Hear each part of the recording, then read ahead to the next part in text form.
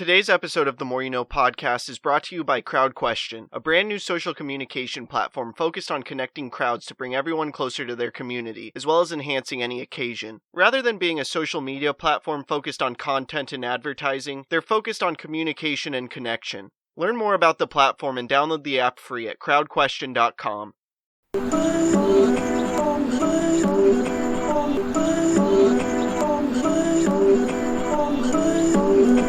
I'm just trying to make it all make sense. Today's More You No podcast. Today I want to talk about aspects of synchronicity that Wayne Dyer shares in his book, You'll See It When You Believe It.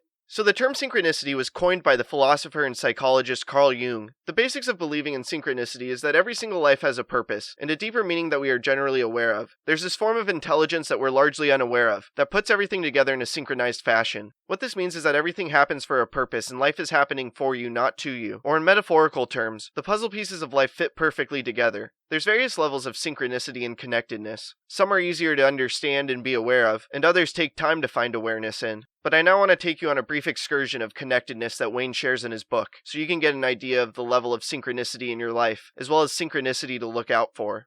The easiest connectors for us to believe in are obviously the ones that we can see, and these are forms of connectedness that are linear, so you can make sense of them easily.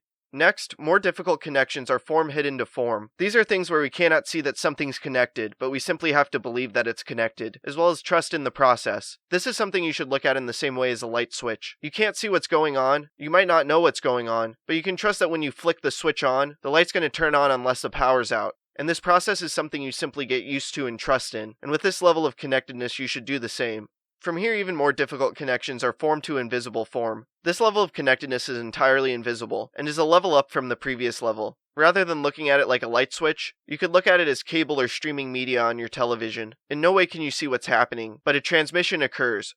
The next form of connectedness is invisible connections, and this type of synchronicity is human form to human form, and what this means is that we're connected to other humans in invisible ways. From here, the next form is our own connections, meaning our thought to our form. Every part of your living being and everything you do are connected to your thoughts, which culminate from your mind and soul, meaning that everything you do and every part of you comes from the connection of your thoughts. The next form of connectedness is your own connections, meaning thought to thought. And what this means is that previous thoughts can be connected to present thoughts, and these thoughts can be connected to future thoughts. And the final form of connectedness is synchronicity, which is human thought to other human thought. If you take time to find awareness surrounding synchronicity, you'll notice it's constantly happening in life, whether it be with another family member, a coworker, a significant other, a friend, or someone else.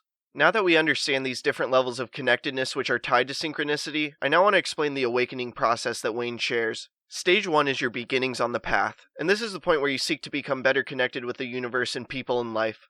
From here, stage 2 is the middle ground. And this is when the doors start to open and you see new levels of connectedness. But these new levels of connectedness aren't fully instilled within your life, and you still must work towards gaining a better connection. And finally, stage 3 is pure synchronicity, and this is when you've worked hard enough to instill the habit of synchronicity, and you notice it all around you, and it also empowers you. And now that we understand the process of awakening to synchronicity, I now want to go through some reasons that Wayne describes on why you may find it difficult to embrace synchronicity. The first is that we've been taught not to believe something we can't see with our own eyes. Second is we believe very strongly in our separation from the rest of humanity.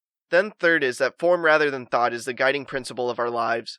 After that, his fourth reason is that we may find the universal principle of synchronicity to conflict with the traditional religious upbringing that we may have. Then finally, number 5 is that it's difficult to comprehend the enormousness of our universe, and put it all into perspective to see where the synchronicity is and how it's connected. And now that we understand these roadblocks that could be getting in the way, I now want to go through some ideas that Wayne shares for putting synchronicity to work in your life. The first is to tell yourself that you do not have to give up being the protagonist in your own life drama. You can put yourself first, but you can also realize that you're connected to the universe and everyone else. And you can do this by next taking responsibility for your role within the larger drama of everything in our universe, meaning seeing how you're connected to everyone, how all of your actions are connected to other actions, and how the universe is connected as a whole. Then the next thing to do is stop worrying. Understand that everything's connected and everything will fall into place. From here, the next thing you should do is quiet your mind and take some time to experience the perfect rhythm of the universe. This can be done through meditation and reflection. After that, the next thing you should do is review the 3 stages of enlightenment and see where you currently stand. Then the next thing you should do is practice trusting your intuition. Next, remember that analysis is a violent intellectual act, and it's something that breaks up thought and carves up the universe. And finally, remember that synthesis is the opposite of analysis, and that you should just focus on synthesizing things and not analyzing things. Synchronicity is a beautiful concept, and it's also a powerful concept, but in order for it to be powerful, you must understand how to embrace it. By being aware of it and taking time to instill it within your life, it will provide value and you'll gain that power, and that power will allow you to make a tremendous impact in this world and craft a life of significance.